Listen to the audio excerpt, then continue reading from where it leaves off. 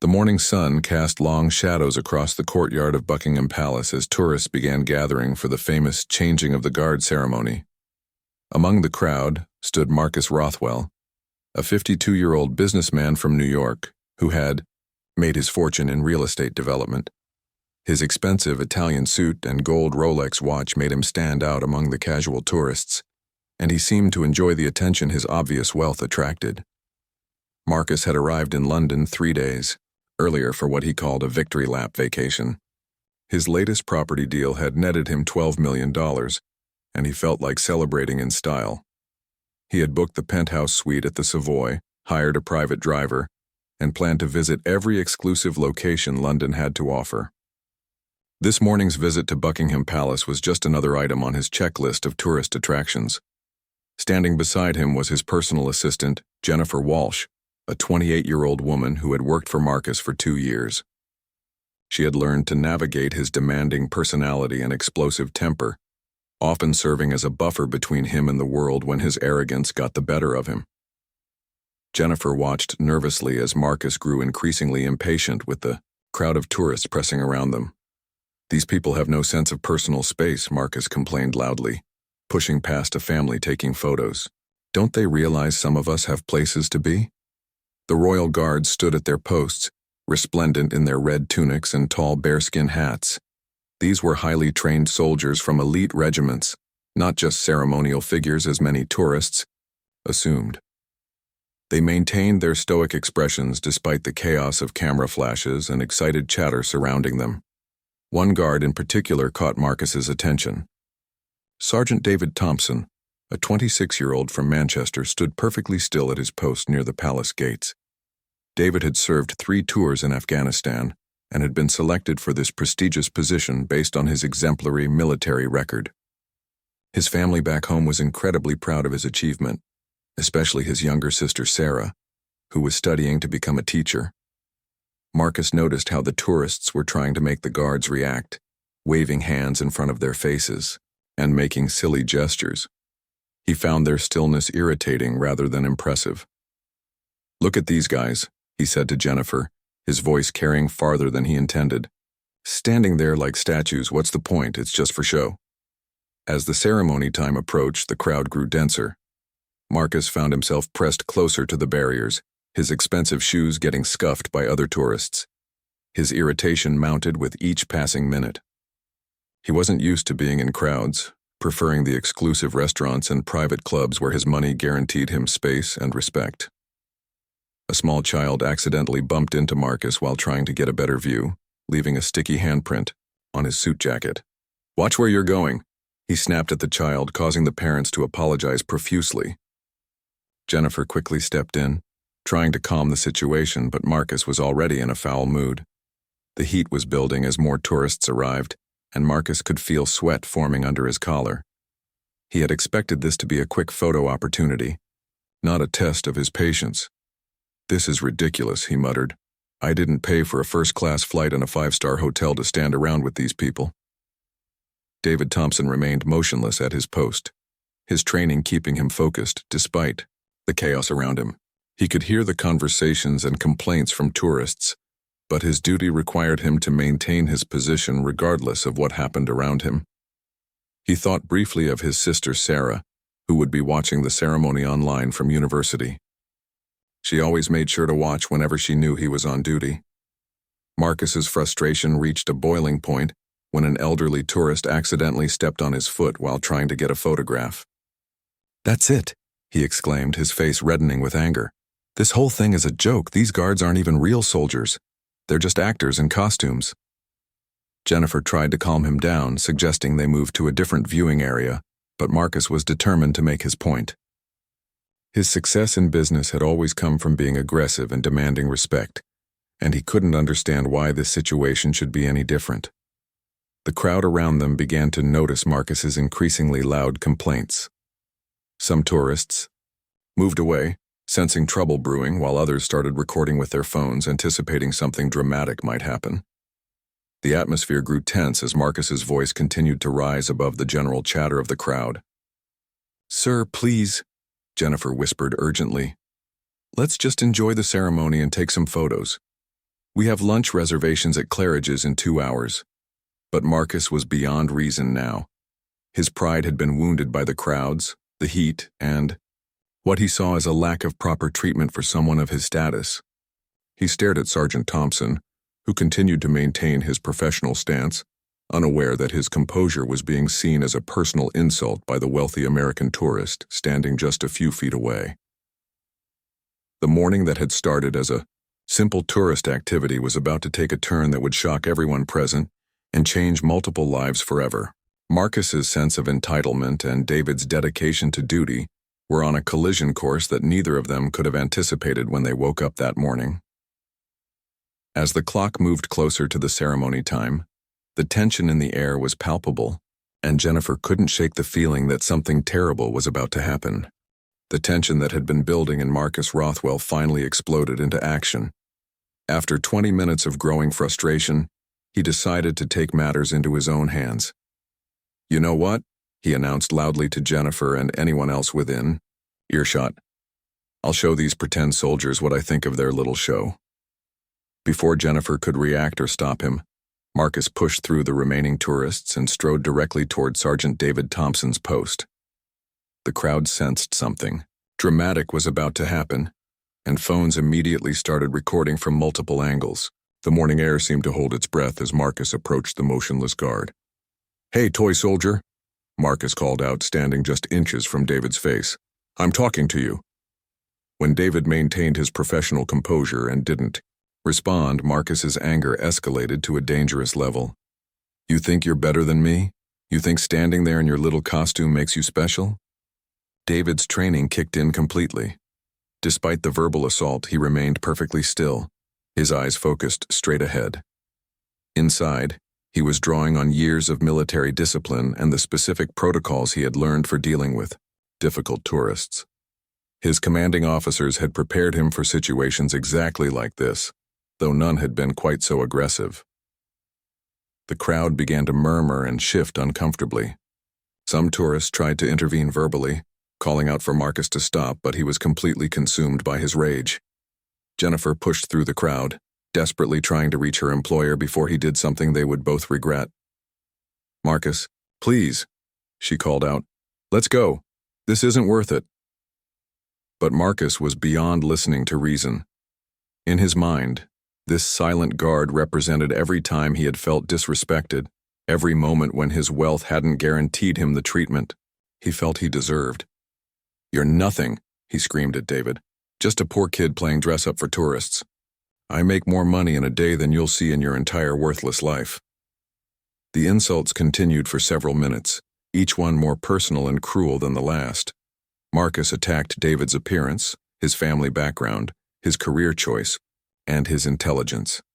Through it all, Sergeant Thompson remained motionless, though those standing close enough could see the slight tension in his jaw as he absorbed the verbal abuse. Then Marcus crossed a line that no one expected. Overwhelmed by his fury and frustrated by David's lack of response, he gathered saliva in his mouth and spat directly at the guard's face. The disgusting act hit David's cheek and began to slowly drip down toward his pristine uniform. The crowd gasped in collective shock. Several people screamed in outrage, and the sound of recording phones intensified. Jennifer covered her mouth in horror, knowing that her employer had just committed an act that would have serious consequences. Even other tourists who had been merely observing began shouting at Marcus, calling him disgusting and demanding he apologize. For David Thompson, this moment represented the ultimate test of his military training and personal character. The spit was slowly making its way down his face, but he could not move to wipe it away without breaking protocol. Every instinct told him to respond, to defend his dignity and honor, but his duty required him to remain statue still. Marcus stepped back, apparently satisfied with his degrading act. "There," he announced to the crowd. "That's what I think of your precious guards. They're trained monkeys who can't even defend themselves." But something unexpected began to happen in the crowd around him. Instead of the admiration or fear that Marcus had perhaps expected, he saw only disgust and anger on the faces staring back at him. Tourists from around the world, people who had traveled thousands of miles to witness this ceremony, were looking at him with pure revulsion. "You're disgusting," shouted an elderly woman from Australia. "That young man is serving his country. Somebody call the police," yelled a father holding his young daughter, who had started crying at witnessing such cruelty. A group of German tourists began recording Marcus directly, making sure to capture his face clearly. "The whole world will see what you did," one of them said in accented English. "You should be ashamed." Jennifer finally reached Marcus and grabbed his arm. "We need to leave right now," she whispered urgently. "This is going to be all over the internet in minutes." But Marcus seemed oblivious to the gravity of what he had done. The adrenaline rush of his aggressive act had left him feeling powerful and vindicated. "Good," he replied loudly. "Let them see. Maybe these toy soldiers will learn some respect." Meanwhile, David Thompson continued his duty despite the spit still visible on his face.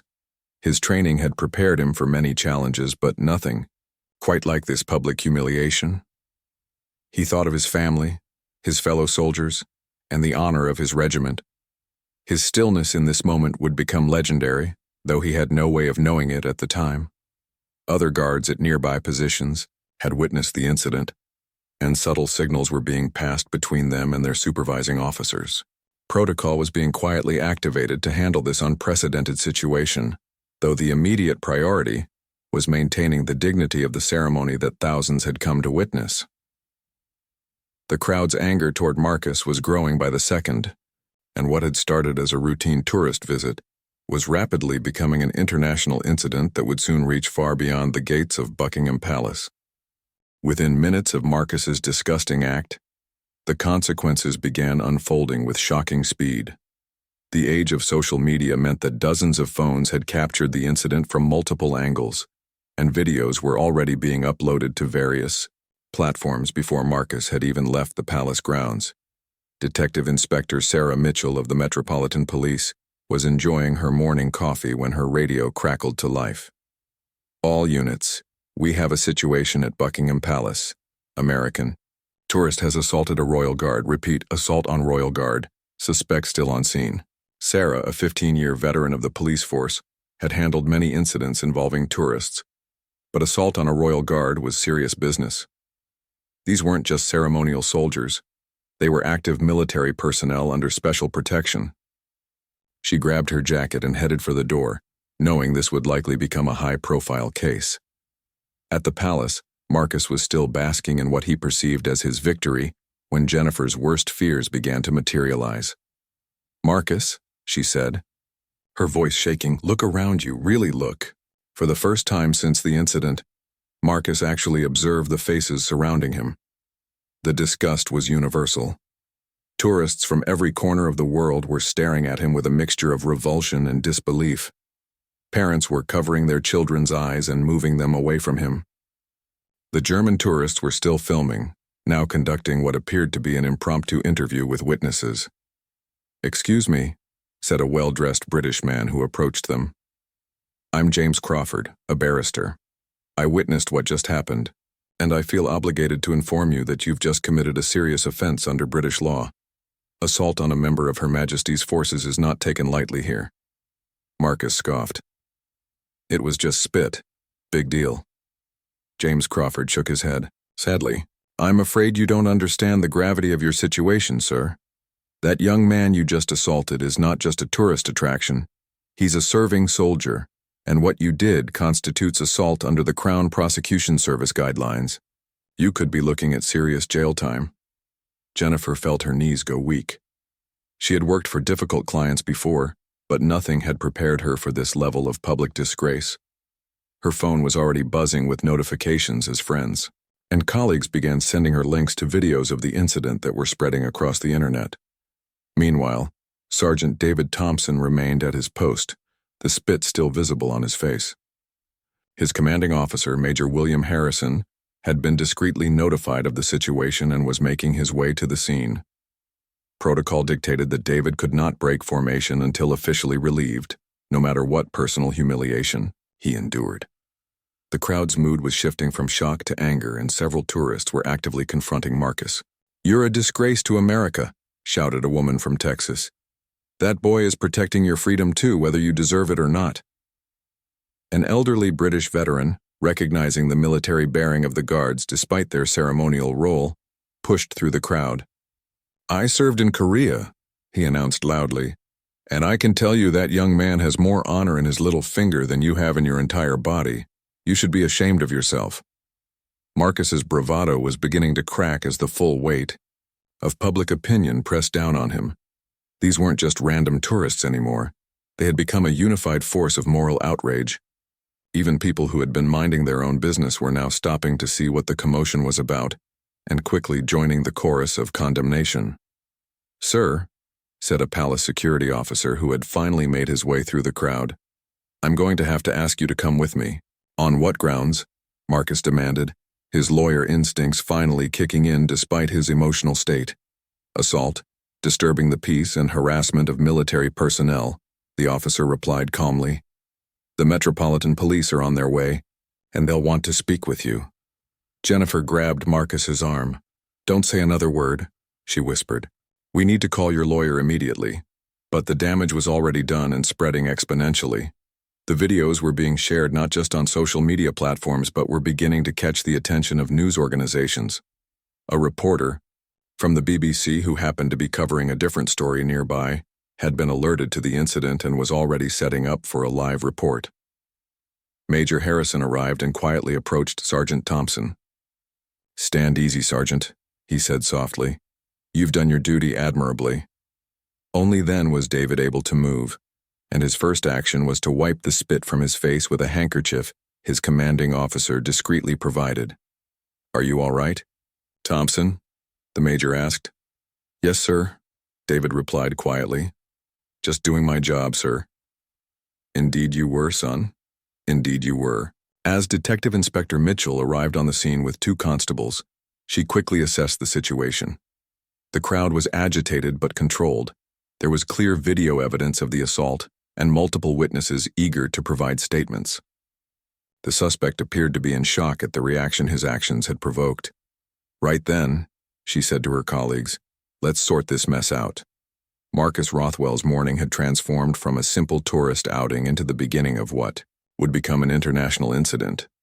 The wealthy businessman who had felt so powerful just minutes earlier was about to discover that some things in life couldn't be bought, including respect, dignity, and escape from the consequences of his actions.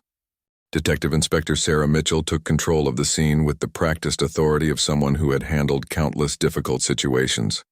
She approached Marcus with 2 constables flanking her, while a 3rd officer began interviewing witnesses and securing video evidence from the many tourists who had recorded the incident. "Sir, I'm Detective Inspector Mitchell," she said calmly to Marcus.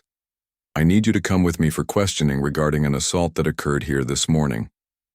Marcus, his earlier bravado now completely evaporated, looked desperately at Jennifer.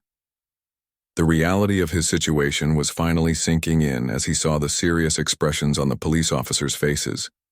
"This is ridiculous," he protested weakly. "It was just spit.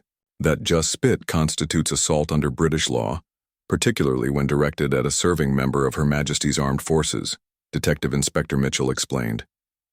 "You have the right to remain silent, but it may harm your defense if you do not mention when questioned something which you later rely on in court."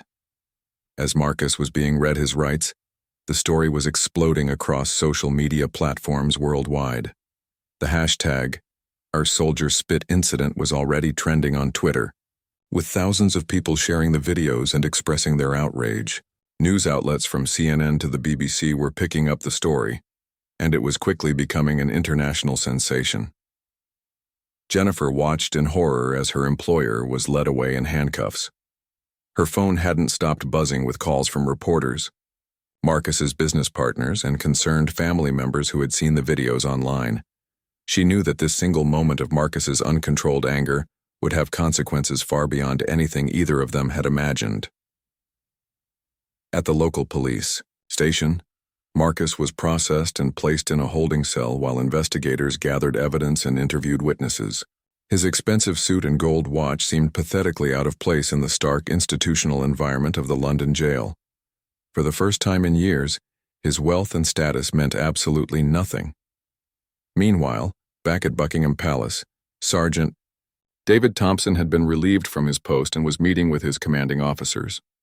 Major Harrison and Colonel Patricia Webb, the regiment's senior officer, wanted to ensure that David received proper support after his ordeal. "Thompson," Colonel Webb said, "what you demonstrated today was exceptional discipline under extremely difficult circumstances. Your conduct has brought honor to the regiment and to the Crown." David, still processing what had happened, nodded quietly. "Thank you, ma'am. I just did what I was trained to do." "Indeed you did," Major Harrison added, "but I want you to know that this incident will be properly investigated, and that man will face the full consequences of his actions." Unknown to David, his sister Sarah was watching the news coverage from her university dormitory. She had seen the videos that were circulating online and immediately recognized her brother, despite the uniform and bearskin hat. Tears streamed down her face as she watched him endure the humiliation with such dignity and professionalism. "That's my brother," she told her roommate proudly.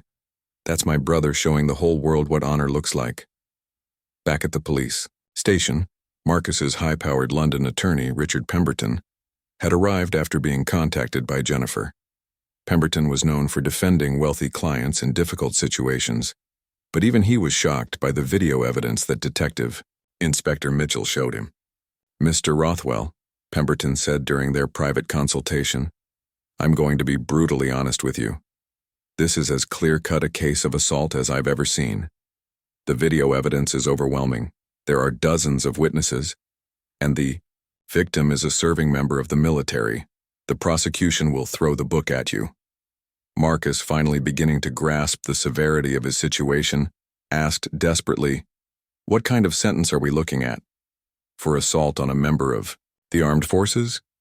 You could be looking at up to 6 months in prison, a substantial fine, and deportation, and that's assuming the Crown Prosecution Service doesn't decide to make an example of you." The news was getting worse by the hour. Marcus's business partners in New York were already distancing themselves from him as the story spread across American media. His ex-wife was fielding calls from reporters wanting her comments on his behavior. Even his country club was considering suspending his membership based on the negative publicity. Jennifer, meanwhile, was dealing with the practical aftermath of the incident. The Savoy had received numerous complaints from other guests who recognized Marcus from the videos, and the hotel management was politely suggesting that he might be more comfortable staying elsewhere. Their dinner reservations at exclusive restaurants were being canceled as establishments sought to avoid association with the scandal. Detective Inspector Mitchell was building a comprehensive case file that she knew would be virtually impossible to defend against. The video evidence was crystal clear, the witnesses were numerous and credible, and the assault had been committed against a member of the military in full view of international tourists. It was a prosecutor's dream case. At Buckingham Palace, officials were deciding how to respond to the incident. The royal family maintained strict neutrality on most matters, but the assault on one of their guards had created a situation that required some form of official response. A carefully worded statement was being prepared that would express support for Sergeant Thompson, while maintaining appropriate diplomatic language regarding the American tourist. As evening fell on London, Marcus Rothwell sat in his cell, finally, understanding that his moment of entitled rage had destroyed his reputation, threatened his freedom, and turned him into an international symbol of ugly American behavior.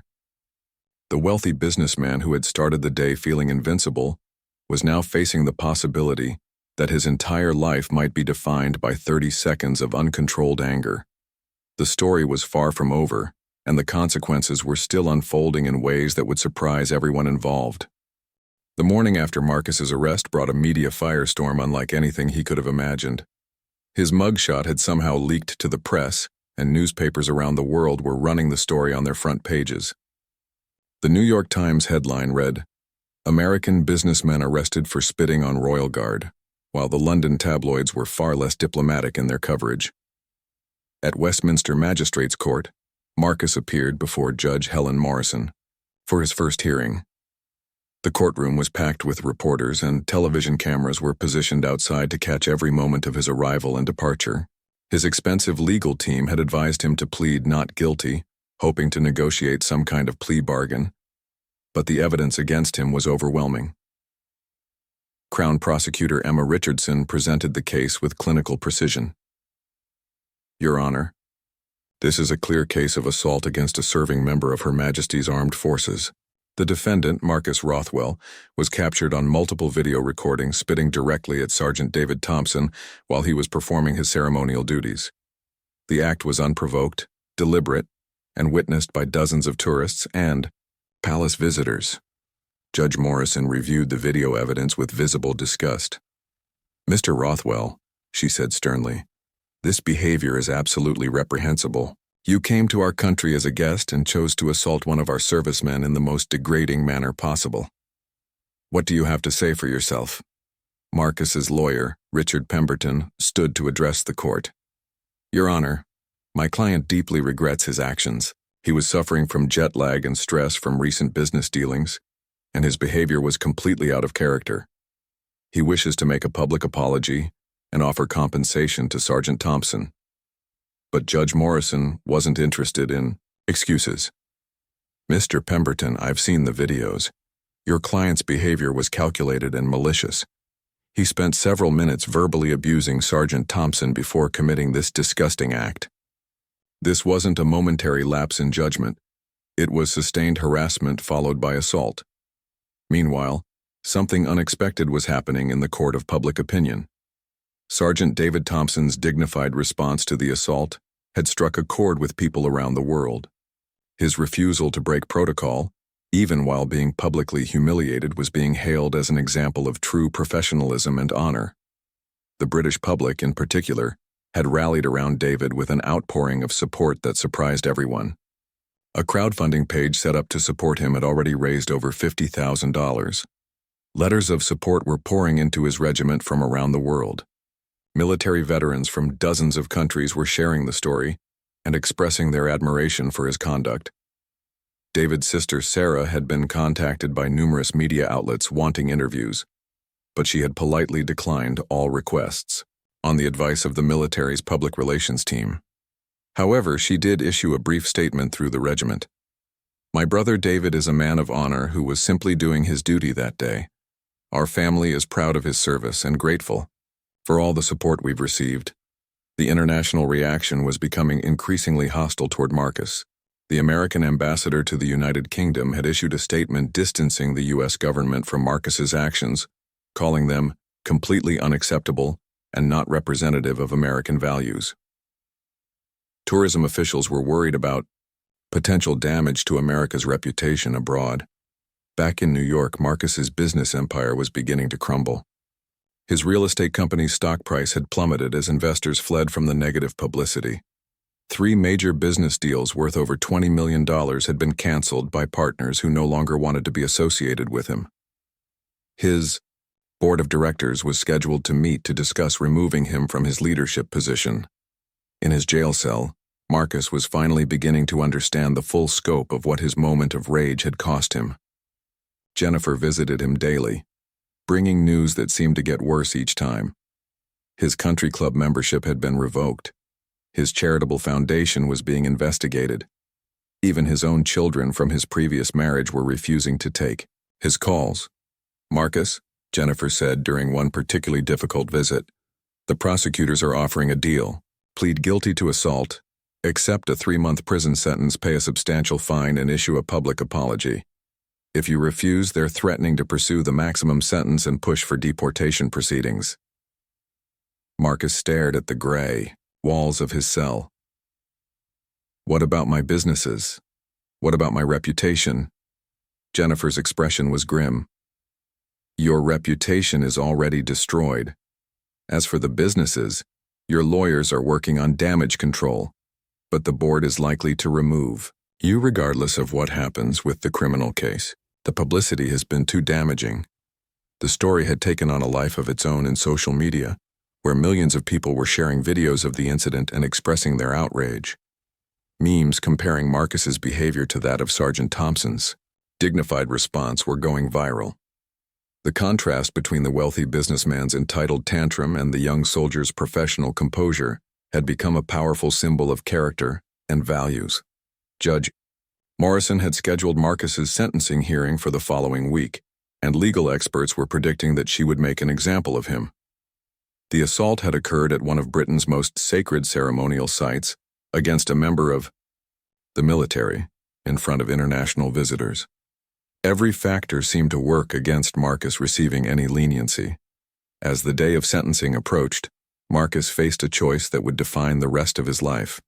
He could continue to fight the charges and potentially face an even harsher sentence, or he could accept responsibility for his actions and try to salvage what little remained of his reputation and freedom. The wealthy businessman who had started this ordeal by demanding respect was about to learn a harsh lesson about the difference between fear and genuine respect, and about the true cost of his moment of entitled rage. The sentencing hearing arrived with unprecedented media attention. Westminster Magistrates' Court was surrounded by television crews from around the world, and the public gallery was filled with military veterans, palace guards off duty, and members of the public who had followed the case closely. Marcus Rothwell entered the courtroom looking haggard and defeated, a stark contrast to the arrogant businessman who had strutted through Buckingham Palace just 2 weeks earlier. Judge Helen Morrison took her seat and surveyed the packed courtroom, before addressing Marcus directly. "Mr. Rothwell, you have pleaded guilty to assault against Sergeant David Thompson, a serving member of Her Majesty's Armed Forces. Before I pass sentence, I want to address the gravity of your actions and their consequences." Marcus stood with his head bowed as the judge continued. "Your behavior at Buckingham Palace was not merely criminal. It was a disgrace to your country and an insult to the values of decency and respect that civilized society holds dear. You attacked a young man who was serving his nation with honor and dignity, and you did so in front of children and families from around the world who had come to witness a ceremony steeped in tradition and respect." The judge paused to let her words sink in before continuing. "However, I have also noted that since your arrest, you have accepted responsibility for your actions. You have written a letter of apology to Sergeant Thompson, though I understand he has chosen not to respond.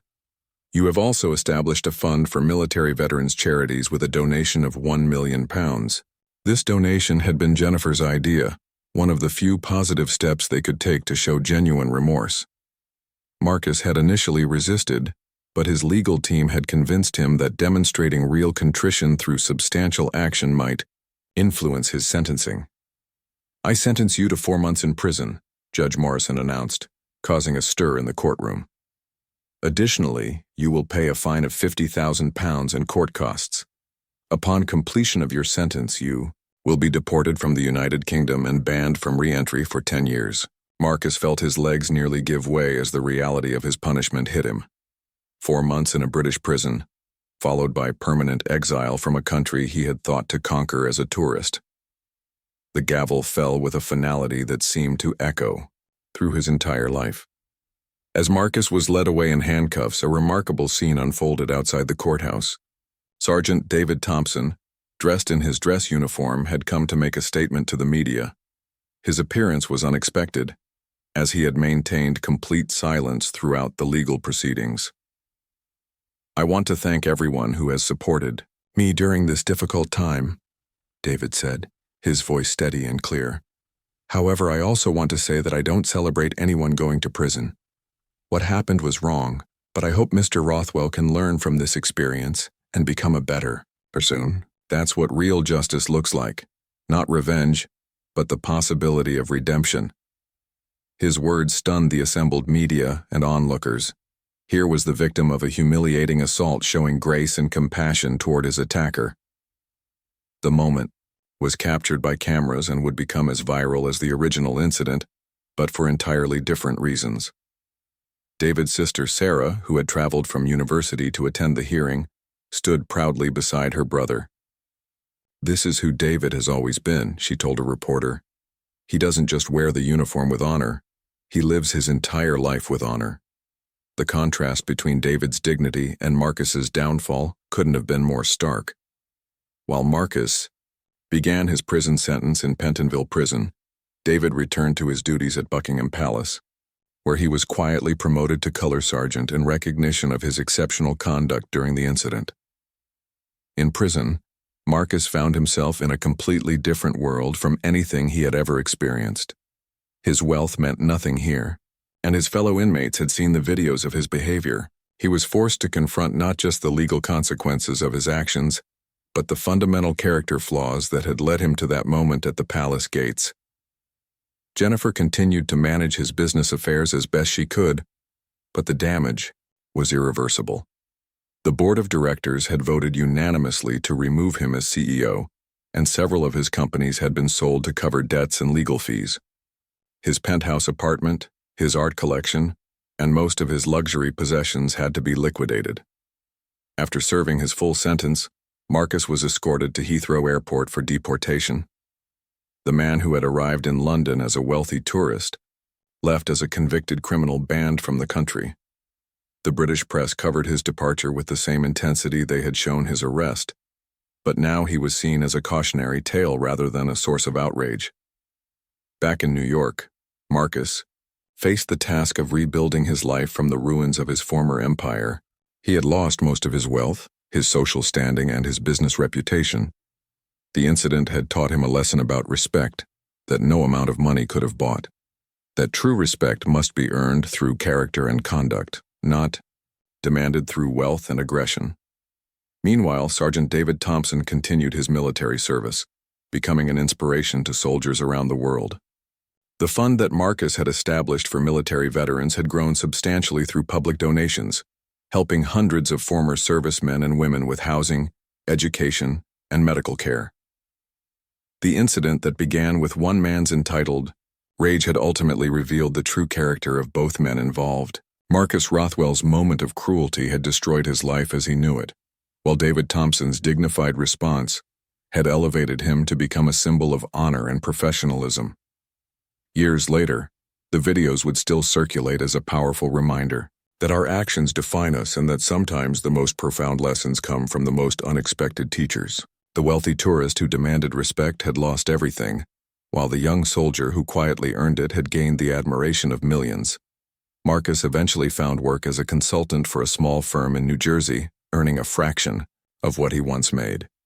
He lived in a modest apartment and drove a used car, but something had fundamentally changed in him during those months in prison. He began volunteering at a local veterans organization, quietly doing his part to help those who had served their country. He never forgot the lesson that Sergeant David Thompson had taught him without saying a word. That true strength comes not from power over others, but from having power over oneself. The man who had once spat at a soldier in contempt had learned to respect the very values that soldier represented.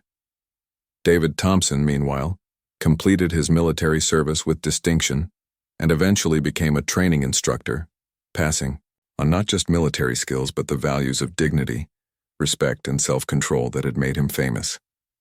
He married his longtime girlfriend, had 2 children, and lived a quiet life in Manchester, far from the spotlight that had briefly illuminated his moment of grace under pressure. The incident at Buckingham Palace became more than just a news story. It became a parable about character, consequence, and the possibility of redemption. It showed the world that in a single moment we reveal who we truly are, and that sometimes the most powerful response to hatred is simply to stand firm in our principles and let our actions speak louder than any words ever could. The tourist, who came seeking respect through intimidation, learned that respect cannot be demanded, only earned.